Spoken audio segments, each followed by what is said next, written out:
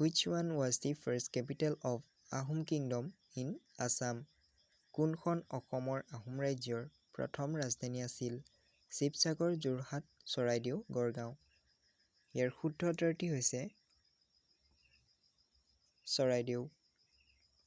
অসমৰ আহোম ৰাজ্যৰ প্ৰথম ৰাজধানী আছিল চৰাইদেউ। পিছৰ প্ৰশ্ন, Who had designed the pike system in Ahom Kingdom? Ahom ৰাজ্যত পাইক ব্যৱস্থা কোনে ডিজাইন কৰিছিল? চক্ৰপাণি বৰবৰুৱা, প্ৰতাপ সিংহ, লাচিত বৰফুকন, মোমাই তামুলী বৰবৰুৱা। ইয়াৰ শুদ্ধ উত্তৰটি হৈছে মোমাই তামুলী বৰবৰুৱা। আহোম ৰাজ্যত পাইক ব্যৱস্থা মোমাই তামুলী বৰবৰুৱাই ডিজাইন কৰিছিল। পিছৰ প্ৰশ্ন,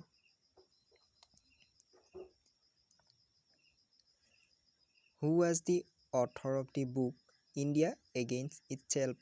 India Against Itself নামৰ গ্ৰন্থখনৰ লেখক কোন? Doctor Sanjib Barua, Homen Borgohain, doctor Mamoni Raisom Goswami, doctor Hiren Gohain. ইয়াৰ শুদ্ধ উত্তৰটি হৈছে doctor Sanjib Barua. India against itself নামৰ গ্ৰন্থখনৰ লেখক ডক্টৰ সঞ্জীৱ বৰুৱা। পিছৰ প্ৰশ্ন, The first rebellion against the British rule in Assam in 1828 was led by 1828 চনত অসমত ইংৰাজ শাসনৰ বিৰুদ্ধে প্ৰথম বিদ্ৰোহ কাৰ নেতৃত্বত হৈছিল? পিয়লি বৰুৱা, গোমধৰ কোঁৱৰ, মণিৰাম দেৱান, পিয়লি ফুকন। ইয়াৰ শুদ্ধ উত্তৰটি হৈছে গোমধৰ কোঁৱৰ।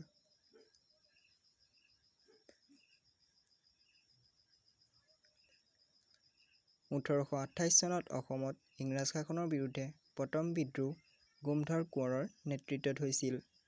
পিছৰ প্ৰশ্ন, The Assam region was separate from the Bengal Presidency as northeast frontier in the year. Assam অঞ্চলটো কোন বছৰত উত্তৰ-পূব সীমান্ত হিচাপে বংগ ৰাষ্ট্ৰপতিৰ পৰা পৃথক হৈছিল? 1826 চনত, 1861 চনত, 1889 চনত, 1874 চনত। ইয়াৰ শুদ্ধ উত্তৰটি হৈছে 1874 চনত। পিছৰ প্ৰশ্ন, The Historic Assam Accord was signed on ঐতিহাসিক অসম চুক্তি স্বাক্ষৰিত হৈছিল 15 আগষ্ট 1990 চনত, 15 আগষ্ট 1986 চনত, 26 জানুৱাৰী 1986 চনত, 15 আগষ্ট 1985 চনত। ইয়াৰ শুদ্ধ উত্তৰটি হৈছে 15 আগষ্ট 1985 চনত ঐতিহাসিক অসম চুক্তি স্বাক্ষৰিত হৈছিল। পিছৰ প্ৰশ্ন,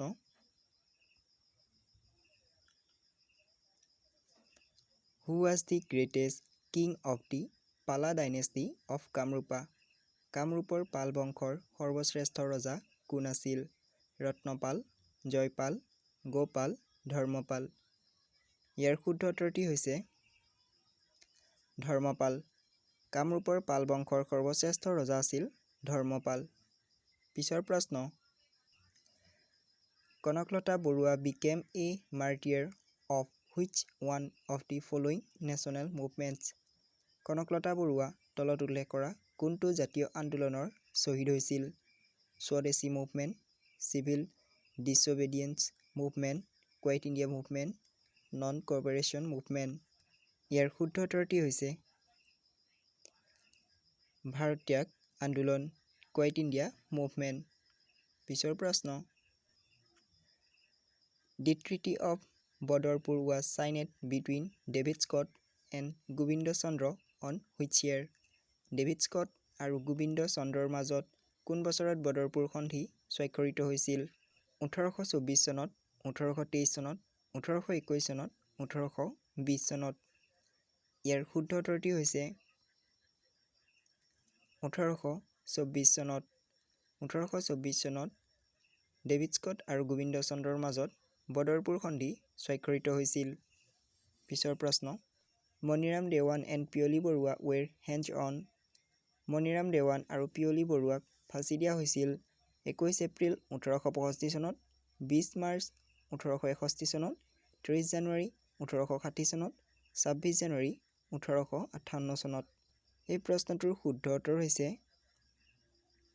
26 জানুৱাৰী 1858 চনত।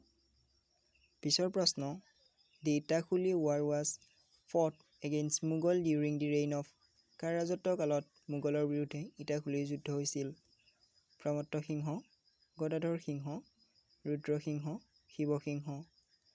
ইয়াৰ শুদ্ধ উত্তৰটি হৈছে গদাধৰ সিংহ। গদাধৰ সিংহৰ ৰাজত্ব কালত মোগলৰ বিৰুদ্ধে ইটাখুলি যুদ্ধ হৈছিল। পিছৰ প্ৰশ্ন, the second Burmese invasion took place in.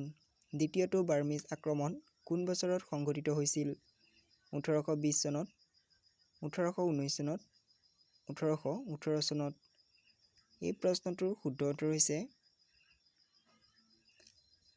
1819 চনত দ্বিতীয়টো বাৰ্মিজ আক্ৰমণ সংঘটিত হৈছিল। পিছৰ প্ৰশ্ন,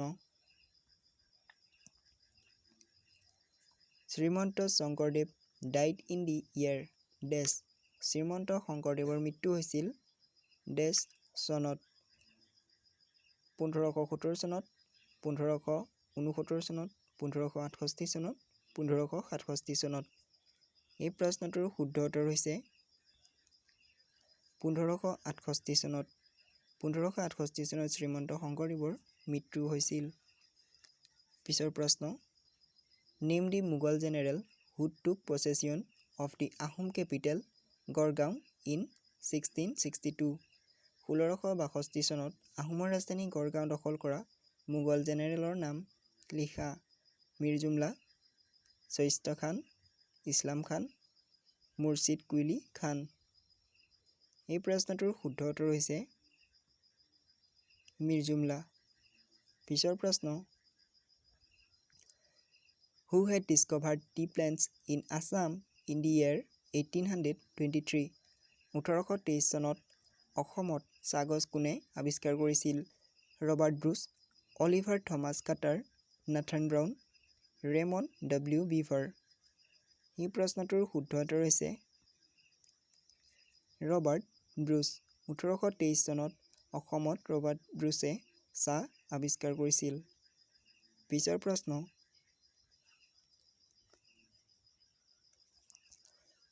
who was the founder of the Chutia kingdom. Chutia ৰাজ্যৰ প্ৰতিষ্ঠাপক কোন আছিল? সত্যনাৰায়ণ, ময়ূৰাধ্বজ পাল, ৰত্নধ্বজ পাল, বীৰপাল। এই প্ৰশ্নটোৰ শুদ্ধ উত্তৰ হৈছে বীৰপাল। চুতীয়া ৰাজ্যৰ প্ৰতিষ্ঠাপক আছিল বীৰপাল। পিছৰ প্ৰশ্ন,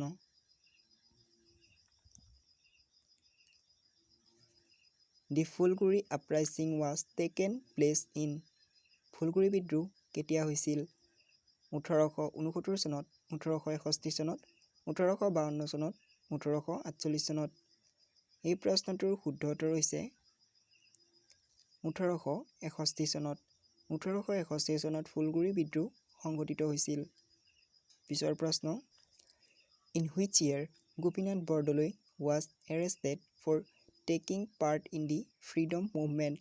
কোন বছৰত স্বাধীনতা আন্দোলনত অংশ লৈ গোপীনাথ বৰদলৈক গ্ৰেপ্তাৰ কৰা হৈছিল? 1922 চনত, 1921 চনত, 1920 চনত, 1919 চনত। এই প্ৰশ্নটোৰ শুদ্ধ উত্তৰ হৈছে 1922 চনত। পিছৰ প্ৰশ্ন, the first peasant uprising against the British was known as. ইংৰাজৰ বিৰুদ্ধে প্ৰথম কৃষক বিদ্ৰোহ কি নামেৰে জনাজাত আছিল? Phulaguri Dhawa, Patharughat Raijmel, battle of Itakhuli, none of the above. এই প্ৰশ্নটোৰ শুদ্ধ উত্তৰ হৈছে ফুলগুৰি ধাৱা। পিছৰ প্ৰশ্ন, the first phase of Moamoria rebellion was started in. প্ৰথম পৰ্যায়ৰ মোৱামৰীয়া বিদ্ৰোহ আৰম্ভ হৈছিল 1779 চনত, 1759 চনত, 1769 চনত, 1749 চনত। এই প্ৰশ্নটোৰ শুদ্ধ উত্তৰ হৈছে 1769 চনত প্ৰথম পৰ্যায়ৰ মোৱামৰীয়া বিদ্ৰোহ আৰম্ভ হৈছিল। পিছৰ প্ৰশ্ন, the illustration work of the medieval Assamese text Hastividyarnava was done by. মধ্যযুগীয় অসমীয়া গ্ৰন্থ হস্তিবিদ্যাৰ নবৰ চিত্ৰকল্প কোনে কৰিছিল? ৰাম সৰস্বতী, দিলবৰেণ দুচাই, সুকুমাৰ বৰকাইত, সূৰ্য খাৰী, দৈবজ্ঞ। এই প্ৰশ্নটোৰ শুদ্ধ উত্তৰ হৈছে দিলবৰেণ দুচাই। পিছৰ প্ৰশ্ন, the treaty of Yandabo sign between East India company and which one of the following. East India company আৰু কাৰ মাজত ইয়াণ্ডাবু সন্ধি স্বাক্ষৰিত হৈছিল? Chutia king, Kachari king, king of Burma, Ahom king. এই প্ৰশ্নটোৰ শুদ্ধ উত্তৰ হৈছে king of Burma. East India company আৰু বাৰ্মাৰ সকলৰ মাজত ইয়াণ্ডাবু সন্ধি স্বাক্ষৰিত হৈছিল। পিছৰ প্ৰশ্ন, ম্লেছা ডাইনেষ্টি ৱাজ এষ্টাব্লিছড বাই। ম্লেছ বংশ কোনে প্ৰতিষ্ঠা কৰিছিল? বীৰপাল, শালস্তম্ভ, হৰ্যৰ বৰ্মন, ত্যাগসিংহ। এই প্ৰশ্নটোৰ শুদ্ধ উত্তৰ হৈছে শালস্তম্ভ। পিছৰ প্ৰশ্ন, how many kings do you have during the Ahom period. Ahom যুগত কিমান ৰজা আছিল? 41, 40, 39, 38। এই প্ৰশ্নটোৰ শুদ্ধ উত্তৰ হৈছে 41। আহোম যুগত 41 জন ৰজা আছিল। পিছৰ প্ৰশ্ন, the district which was separated from Assam and was given to East Pakistan in the year 1947 was. অসমৰ পৰা বিচ্ছিন্ন হৈ 1947 চনত পূব পাকিস্তানক দিয়া জিলাখন আছিল ষোলচাহৰ, চিটাগং, চিলেট, খুলনা। এই প্ৰশ্নটোৰ শুদ্ধ উত্তৰ হৈছে চিলেট। অসমৰ পৰা বিচ্ছিন্ন হৈ 1947 চনত পূব পাকিস্তানক দিয়া জিলাখন আছিল চিলেট। ভিডিঅ'টো যদি চাই ভাল লাগিল তেনেহ'লে লাইক এটা কৰি চেনেলটো প্লিজ ছাবস্ক্ৰাইব কৰি ৰাখিব। ধন্যবাদ।